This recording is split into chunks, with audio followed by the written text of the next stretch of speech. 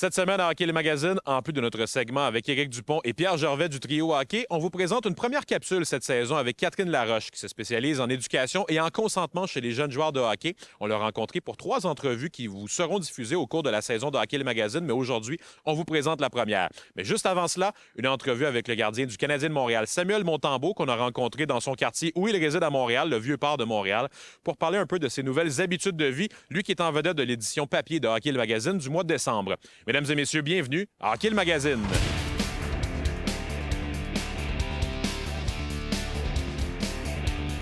Hockey le Magazine est présenté par Sport Rousseau, Hockey Expert et l'entrepôt du hockey.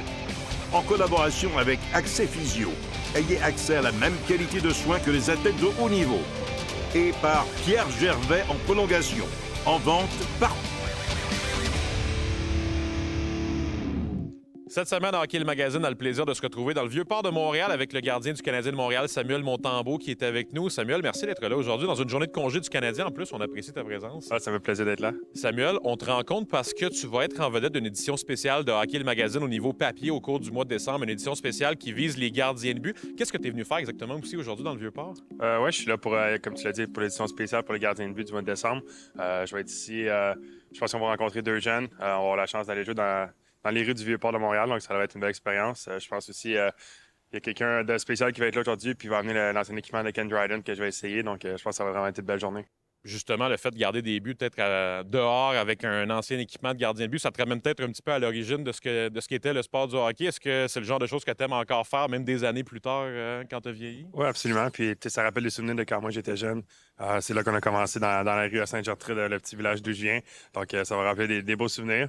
Puis ça va faire des beaux souvenirs aussi pour les jeunes qui vont m'affronter aujourd'hui. Tu parles justement de ces jeunes-là. Je sais que, bon, avec les années, tu commences à t'habituer un petit peu avec la vie à Montréal. Qu'est-ce que ça représente pour toi d'être là pour ces jeunes-là? Tu fais maintenant partie des visages du Canadien de Montréal, surtout en tant que Québécois, comme gardien de but avec des jeunes comme ça? Oui, ben, c'est sûr, ça va faire des beaux souvenirs pour les jeunes enfants. Je me rappelle moins être à leur place quand j'étais jeune, c'est sûr que j'aurais trippé. Puis je pense en plus qu'ils ne savent pas que je suis là aujourd'hui, donc ça va vraiment être une belle surprise pour eux. Ils manquent de l'école pour venir ici aujourd'hui, donc je C'est pense une bonne raison quand même pour manquer de l'école. Ça va vraiment être une belle journée pour eux. Samuel, bon, je le disais, on te rencontre dans le Vieux-Port de Montréal. C'est l'endroit où tu résides, où tu as élu l'endroit où tu allais vivre quand tu es arrivé à Montréal. Qu'est-ce que tu penses de ce quartier-là? Qu'est-ce que tu penses de ta vie montréalaise jusqu'à maintenant? Comment ça se passe depuis quelques années à Montréal? J'aime beaucoup ça. Le Vieux-Port, c'est un peu moins crowded, si je peux dire, que le centre-ville. Fait qu'on aime beaucoup ça. J'ai 2 chiens aussi à la maison, donc on peut prendre des bonnes marches ici dans le quartier. Il y a des bons restaurants aussi qu'on peut aller à pied. Donc non, on aime vraiment ça ici, puis on est seulement à quelques minutes du Centre Bell. Comment tu t'es habitué à la vie montréalaise un peu? Est-ce que tu en connaissais un petit peu, je vais utiliser le terme anglais, le lifestyle un peu? Est-ce que tu l'as tout découvert quand tu es arrivé avec le Canadien? Je le connaissais un petit peu. J'ai joué mon junior à Blainville qui était à seulement à 30 minutes. Donc, je le connaissais un petit peu, mais évidemment, moi, je viens de Trois-Rivières. On était un peu plus habitué à la Québec, c'est un peu moins loin. Mais non, je connais bien. Puis c'est le Québec, on est juste vraiment content d'être proche de la maison. Puis ça te permet aussi justement de profiter de la vie montréalaise puis des partisans que tu dois rencontrer quand même à travers tes marches, peu importe les endroits où tu vas à Montréal. Ça doit être plaisant aussi pour les gens de pouvoir te parler. Puis je suis certain que les gens sont contents de pouvoir te rencontrer à Montréal. Oui, ben ça arrive souvent quand je marche dans la rue, que ce soit sur Sainte-Catherine ou juste ici dans le coin, que je me fais arrêter. Mais les gens sont super sympathiques, ils sont toujours contents de me voir. Donc, ça me fait plaisir de les rencontrer. Samuel, aussi, au cours des derniers mois, dernières années, tu as eu la chance, depuis que tu es arrivé avec le Canadien, de t'impliquer dans plusieurs causes, notamment dans les derniers jours, dernières semaines, avec Chantal Maccabé et Stéphane Fiset, et un ambassadeur de la cause Unis et Braves contre le cancer. À quel point c'est important pour toi de t'impliquer dans ces causes-là au Québec? Oui, c'est très important pour moi de m'impliquer. Moi, quand j'étais plus jeune, j'ai un cousin qui est décédé du cancer d'une tumeur au cerveau lorsqu'il avait seulement 2 ans. Donc, c'est très important pour moi de m'impliquer. Il y a ma marraine aussi qui a fondé une fondation avec une de ses amies, la Fondation Alexandre, qui vient en aide aux familles qui ont des enfants qui sont atteints de cancer. Donc, non, c'est vraiment important pour moi de m'impliquer. Donc, quand Chantal est venue m'approcher pour Unis et Braves, j'ai dit oui tout de suite. Puis, c'est vraiment une belle cause. Évidemment, de pouvoir avoir la chance de rencontrer des enfants comme on l'a fait aussi il y a quelques jours pour le Hockey Fight Cancer au Centre Bell. Simplement, le moment de leur donner un petit sourire, puis de leur donner une belle soirée. Puis, je pense que ça fait une différence ça pour fait eux. toute une différence pour eux. Puis, ça les aide dans des moments plus difficiles. Puis en terminant, peut-être, qu'est-ce que ça représente pour toi? Hockey le Magazine, bon, je sais que tu as été en vedette de plusieurs choses, mais c'est quand même cool pour toi là, d'être en vedette d'une édition spéciale de Hockey le Magazine comme ça. Puis j'ai hâte de voir ce magazine-là. Au moment où on fait l'entrevue, j'ai pas encore eu la chance de le voir, mais j'ai hâte de le voir dans les prochains jours. Oui, moi aussi, absolument. J'ai hâte de le voir. Je sais que ça va être une édition spéciale sur les gardiens québécois, donc il va y avoir T. Fleury, Yvan Hiver va être là-dedans aussi. Puis non, j'ai hâte de le lire. Puis ça fait vraiment longtemps que je connais Simon, l'éditeur en chef, donc je sais qu'il va faire un très beau travail. Justement, les gardiens expérimentés, Marc-André Fleury, ça a dû faire partie de tes inspirations un peu quand tu as grandi comme gardien? Oui, absolument. Puis là, il se rapproche du record, de la deuxième place pour dépasser Patrick Roy pour les victoires. Je ne l'ai pas encore battu dans ma carrière, donc j'espère que je vais avoir la chance de le faire avant qu'il prenne sa retraite. Ouais, puis je te le souhaite que ça se passe avec le Canadien aussi le plus rapidement possible. Oui, absolument. Merci beaucoup, Samuel, d'avoir été avec nous. Merci. Bonjour tout le monde, Danick Martineau au Collect Édition pour la question quiz de la semaine en lien avec les cartes de hockey. Je suis accompagné de Pierre. Salut. Pierre, on parle d'un produit qui est très en lien avec le sport dont on parle aussi cette semaine. Ice, le hockey, bien sûr. C'est un produit qui porte bien son nom et qui ne laisse pas de glace. Non, en effet. Même à l'époque des années 90, c'est un produit que pendant 2 ans était même disponible dans les McDonald's, un peu comme les Tim Hortons aujourd'hui. Oui, c'est vrai. Un produit particulier aussi car les cartes sont comme un peu transparentes, acétates, si on peut dire. Oui, la majorité des cartes sont en plastique transparent, dont les recrues numérotées qui sont super courues. Il y a beaucoup de recrues numérotés là-dedans, beaucoup de noms. Ça dépend s'ils sont bons ou pas. Ah, et ce qui m'amène à poser la question de la semaine. Quelle numérotation comporte les cartes recrues les plus rares du produit? Est-ce que c'est A sur 99, B sur 599 ou C sur 1000? La réponse après la pause. Donc avant la pause, je vous demandais quelle numérotation comporte les cartes recrues les plus rares du produit Ice Upper Deck. La réponse était A sur 99. Donc Pierre, si tu réussis à ouvrir une carte recrue numérotée sur 99 dans le produit Ice, en théorie, c'est le meilleur que tu peux avoir. En fait, à chaque année, environ les 10 meilleurs joueurs... Seulement ces 10 joueurs-là. À peu près les 10 meilleurs joueurs de la cohorte vont avoir une carte recrue sur 99. Mettons, on parle 21-22, ça serait Caulfield, Zegras. Et ça, c'est décidé avant la saison, donc Oui. c'est un peu... on lance des flèches dans les airs puis on espère tomber ces bons joueurs. Oui, des fois, on regarde les produits une couple d'années après, puis on a peut-être pris d'autres décisions, mais c'est comme ça. Très, très intéressant. Pour en savoir plus sur les cartes de hockey, on se retrouve la semaine prochaine. Merci. On se retrouve avec Stéphane Fournier de chez Accès Physio pour une question, Stéphane, essentielle. Est-ce qu'on gère une blessure au même moment de la saison? C'est-à-dire, est-ce qu'on la gère de la même manière au début, au milieu ou à la fin de la saison? Je vais prendre une chance et je vais dire non. Tu as tellement raison, Jasmin. Chaque année, on voit, même chez les professionnels, des joueurs au mois d'octobre, novembre qui prennent des risques inutiles. On n'anesthésie pas, on gèle pas un joueur important pour l'équipe, surtout au mois d'octobre, au mois de novembre. À chaque année, on voit des joueurs rater le reste de la saison pour des risques inutiles qu'on a pris. C'est encore plus vrai chez les jeunes. Les jeunes, on ne devrait jamais prendre de risques. Il faut être encore plus prudent qu'avec les professionnels. Avec un corps en croissance. Exactement, la croissance est importante. On peut vraiment créer des séquelles permanentes chez les jeunes. Alors bien sûr, séries éliminatoires, on prend un peu plus de risques. Je t'avoue qu'à ce moment-là, on va traiter davantage, stabiliser davantage. Les enjeux sont différents et la fin de la saison est imminente. Alors on peut à ce moment-là procéder à des traitements. Mais en début de saison, on prend jamais de chance. On entend souvent parler de joueurs qui, au début de la saison, vont avoir une blessure et vont la traîner toute l'année ensuite parce qu'ils n'ont jamais arrêté à un certain moment. Ça demeure du cas par cas, bien sûr, mais un professionnel versus un amateur, les risques sont différents, les enjeux sont différents. Tout est une question de période de la saison. Merci beaucoup, Stéphane. Plaisir. Hockey le Magazine a le plaisir cette année d'accueillir une nouvelle collaboratrice dans notre équipe. Catherine Laroche est avec nous. Catherine a cofondé l'entreprise Ego sans Ego, une entreprise qui travaille en santé mentale avec les jeunes sportifs, les jeunes joueurs de hockey, qui aide aussi, je pense, au cheminement puis à l'accompagnement de ces jeunes-là. On va en reparler au cours des prochaines minutes. D'abord, merci d'être là, Catherine, avec nous cette année. Bien, merci à vous de m'avoir invité. Catherine, je te demanderais peut-être d'abord de nous parler de ton parcours personnel un peu. Je pense que tu n'étais pas nécessairement destinée à travailler en santé mentale avec les jeunes sportifs, les jeunes athlètes. Qu'est-ce qui t'a amené à cofonder Ego sans Ego? En fait, c'est vraiment le processus. Tout est un processus par rapport à mes cheminements. Ce processus-là, il est parti d'un endroit un peu plus sombre, où est-ce que j'étais en processus de justice pour une dénonciation d'une agression sexuelle. Puis je suis quelqu'un qui écoute énormément mon corps. Puis pendant ce processus-là, mon corps m'alertait avec beaucoup d'anxiété, comme quoi plus on faisait des étapes, plus j'étais anxieuse, puis je sentais que c'était pas mon chemin. Je savais qu'avec cette histoire-là, j'avais quelque chose à apporter dans la société, mais c'était peut-être pas de cette façon-là.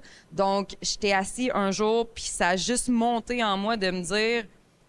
La phrase clé qui vient tout le temps, c'est « à place d'aller moi contre lui, j'ai envie d'éduquer des lui pour protéger des moi ». Puis là, ça l'a vibré vraiment fort en dedans de moi. Puis c'est là que tous les ateliers se sont mis à se canaliser super rapidement. Puis j'ai aussi fait des entrevues.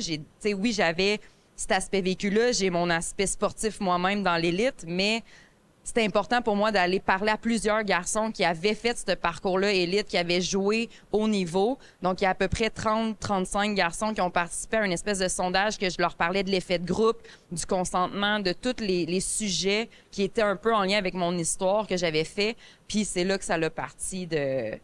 Ça l'a comme décollé à partir de ce temps-là, puis je me sentais à ma place d'aller éduquer le... Des sujets qui, avec raison, on a beaucoup parlé dans les derniers mois, c'est certain. Ego sans ego est arrivé comment dans tout ça? J'ai présenté ta compagnie, je ne sais pas si je l'ai fait de la bonne manière. Toi, tu la présenterais comment, ton entreprise Ego sans ego? Qu'est-ce que tu veux faire avec cette entreprise-là? Bien, c'est pas mal l'approche... J'aime me voir comme une approche très humanisme où est-ce que je suis un espace sécuritaire, surtout pour l'homme qui a été appris beaucoup à réprimer ses émotions. Autant quand j'arrive, ils sont comme... Qu'est-ce qu'elle fait là? Ouais, exactement. Mais autant qu'après, comme 2-3 semaines, je suis pas à une game ou quelque chose, plus t'étais où? Tu sais, comme les émotions qui brassent. Tu deviens une présence rassurante, peut-être un peu pour des équipes? Ouais, mais c'est ce que les gars me disent en général, où est-ce que on le sait qu'on a cet espace-là pour le faire, puis que c'est sécuritaire, qu'il n'y aura pas d'étiquette nécessairement placée sur notre front, qu'on peut s'échanger entre nous, puis que c'est correct d'aller dans cette sphère-là. Puis, fait pour moi, c'est vraiment l'espace sécuritaire qui monte en moi de te dire l'espèce de global de mon entreprise. Là. On a fait beaucoup appel, je pense, au service d'Ego sans ego dans les dernières années. Je pense que la compagnie a l'air d'aller dans la bonne direction. Il y a une certaine demande. On peut dire que c'est positif. En même temps, ça peut être négatif à certains endroits de se dire ça. Comment ça se passe avec les équipes avec lesquelles tu travailles? Comment se fait l'approche avec eux? Je pense que tu as travaillé avec les riverains du Collège Charlemagne l'an dernier. Tu travailles également dans ta région, en Mauricie, avec les équipes dans la Mauricie. Comment ça se passe avec les groupes quand tu arrives, que tu te présentes à eux puis que tu leur offres ce que tu peux leur apporter? Bien, là, on dirait que vu que c'est plus connu, il y a plus un accueil chaleureuse. C'est clair qu'au début, je suis quand même une femme qui rentre dans un locker room, puis c'est comme tout le temps l'espèce de qu'est-ce qu'elle vient faire, qu'est-ce qu'elle a à nous dire, puis ils voient très rapidement que je suis pas là pour leur dire quoi faire ou comment faire. Je suis juste cet espace-là de me dire que un homme et une femme, c'est une équipe. J'ai envie qu'on retrouve ça, puis qu'on se craigne pas, justement, dans cet endroit-là qui est un monde très masculin. Puis ils voient, c'est ça, très vite, que je suis une collaboratrice, je suis une coéquipière, plus qu'un affront pour eux, puis que ça devient léger. Puis un homme et une femme, on a remarqué ça aussi en travaillant avec les entraîneurs. L'homme est très dans l'approche call to action, très rapide dans sa façon de diriger. Puis tu sais, les entraîneurs me l'ont souvent dit que ça a été comme... Moi, des fois, ils vont me parler de comment ils vont aller avec un joueur, puis je suis comme, as-tu pensé à ça? Tu sais, moi, je suis plus le côté émotif, intuitif, puis là... Ah ouais, j'avais pas vu ça. D'accord, d'être un petit peu en hauteur aussi également, d'être capable de peut-être voir un peu ce qui se passe de plus loin aussi pour pouvoir les aider. Exactement. Donc, le mix homme-femme pour diriger une équipe, c'est ce qu'on a comme réalisé. Ça donne comme plein de couleurs qui fait que les gars se sentent en sécurité puis qu'ils savent que même s'il y a un stress pendant la glace, pendant la game ou quoi que ce soit, le stress va faire en sorte qu'il va être apaisé après parce qu'il n'y aura pas la crainte qu'il va se faire crier dessus ou quoi que ce soit. Il va toujours avoir une approche sécuritaire de se déposer, peu importe qu'est-ce qu'il vit, parce qu'avec tout qu'est-ce qu'on a dans nous, le bagage, on vit toutes les choses différemment. Donc ça, c'est comme un espèce de... C'est ça, de tranquillisant, est-ce qu'on peut le dire comme ça? Ouais, mettons. Ouais. Catherine, merci beaucoup pour cette première collaboration-là. On va se retrouver plus tard cette saison. Je te remercie beaucoup.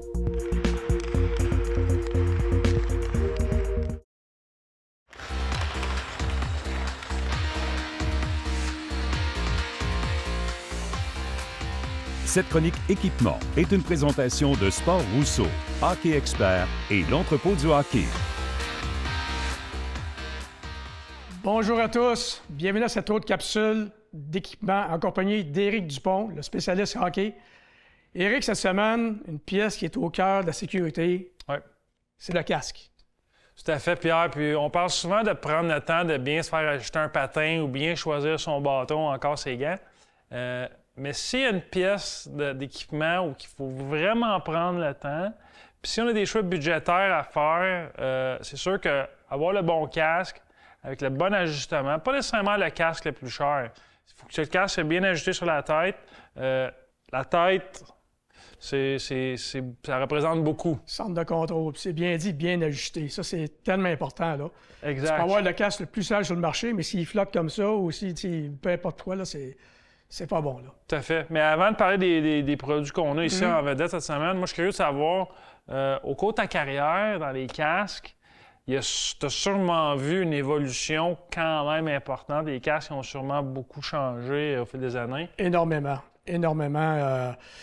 Les compagnies ont fait beaucoup de recherche et développement avec ça. Toutes les compagnies. Et si on regarde le casque que Wayne Gretzky portait toute sa carrière, puis que Michel Goulet, qui malheureusement s'est blessé gravement, justement à Montréal, ça, c'était à peine plus protecteur qu'un casque de bain. Là. Tu vas faire bien des farces, mais c'est exactement ça. Là. Maintenant, les casques, encore il y a 4-5 ans, les joueurs essayaient des casques, mettons, ils signaient avec une compagnie, puis là, il y avait différents modèles, puis là, le gars là dans le miroir, puis ils se regardaient. Là. Ça, c'était bien important. Mais là, maintenant, les gars sont de plus en plus conscients de l'importance de la protection, puis surtout que les nouveaux casques sur mesure, que tu as parlé tantôt, qui moule vraiment la tête, qui est fait avec un genre de moulage. C'est très, très haute technologie. Là. Ah ouais, alors, c'est très important. Chacune des compagnies, comme ceci, c'est un bon segue. Ça, c'est le nouveau casque Bauer Vapor Hyperlight 2. C'est une évolution du casque Hyperlight qui était sorti il y a 2 ans. Bauer a vraiment changé plusieurs choses, dont l'ajustement et certaines matières de protection. Comme tu disais, Pierre, au fil des années, ça a beaucoup changé. Puis le casque Hyperlight 2 que j'ai entre mes mains ici, c'est vraiment signification que Doug Bauer est rendu. Puis le casque-là, qui est pas mal différent de celui qu'il y avait sur le marché il y a 2 ans. Mais l'ajustement, ça veut pas dire que c'est un casque à faire à tout le monde, mais passer en magasin, l'essayer, le faire ajustement avec l'aide d'un spécialiste si nécessaire. Mais c'est important de bien choisir son casque. Et les casques sur mesure, comme on parlait tantôt. Oui, tout à fait. Ça, c'est un casque jaune. C'est vraiment un exemple de ce qui peut être fait. Mais qu'est-ce qui est intéressant avec CCM? Puis Bauer le fait aussi avec un casque. On peut, dans certains magasins, scanner la tête. Puis vraiment, le casque est construit selon la forme de ta tête. Donc, c'est un ajustement, je ne veux pas dire parfait, mais quasi parfait. La protection est là, puis surtout le confort. Puis évidemment, avec, comme tu parlais tantôt, le test du miroir.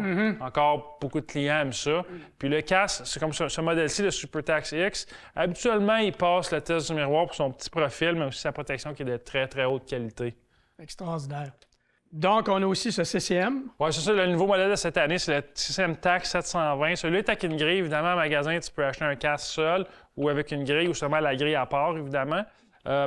C'est une déclinaison du modèle SuperTax X qui a été vraiment populaire l'année passée quand il est sorti sur le marché. Moins cher, mais certaines technologies à l'intérieur, comme les petits coussins IQ, qui sont vraiment confortables. Il n'y en a pas autant que dans le SuperTax X, mais c'est un casque très confortable, à quand même un prix intéressant qui vaut vraiment la peine d'être essayé en magasin. Bien, merci beaucoup, Eric. Donc, merci à tous. Bonne semaine. On vous revient la semaine prochaine avec un autre capsule d'équipement.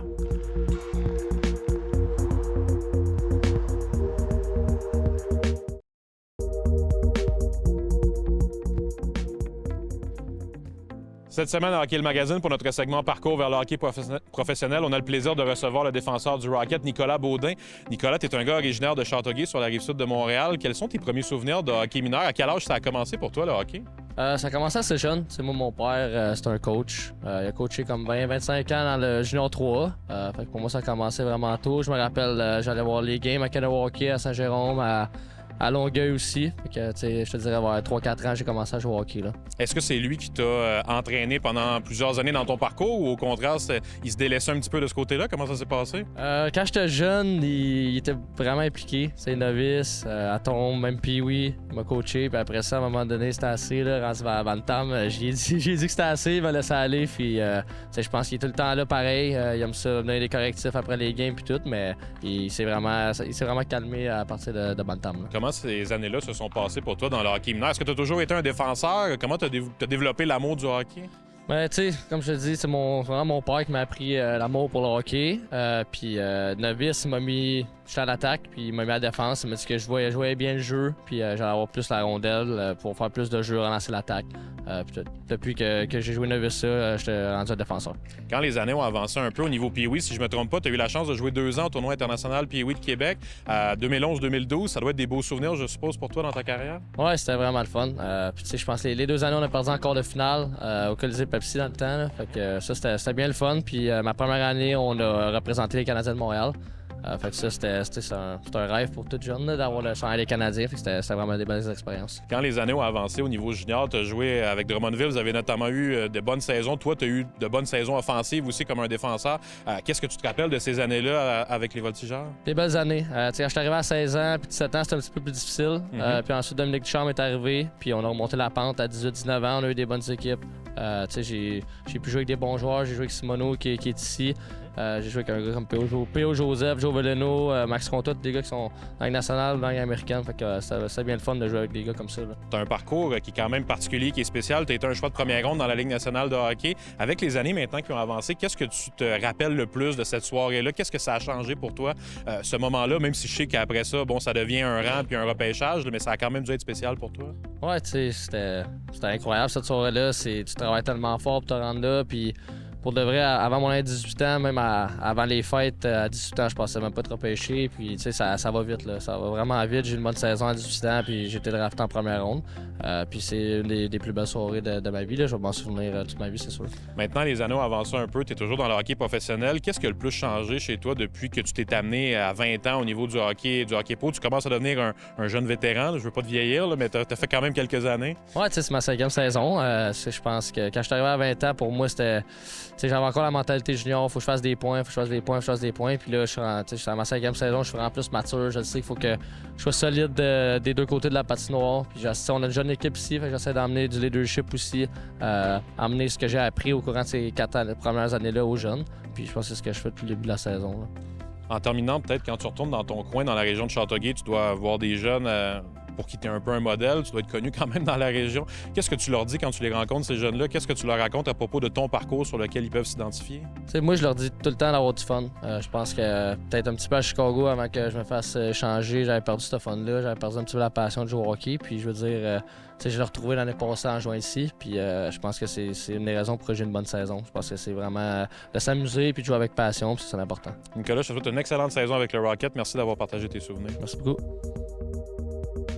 Merci d'avoir été avec nous encore une fois cette semaine à Hockey le Magazine. La semaine prochaine, vous découvrirez le défenseur de l'organisation des Coyotes de l'Arizona, Maverick Lamoureux, qui a une passion assez spéciale en dehors de celle du hockey, une passion pour la crosse. On vous en reparle la semaine prochaine. On aura aussi notre entretien avec Philippe Roy de chez Perfo Elite et une entrevue avec Justin Ducharme des Lions de Trois-Rivières pour parler de son parcours vers le hockey professionnel.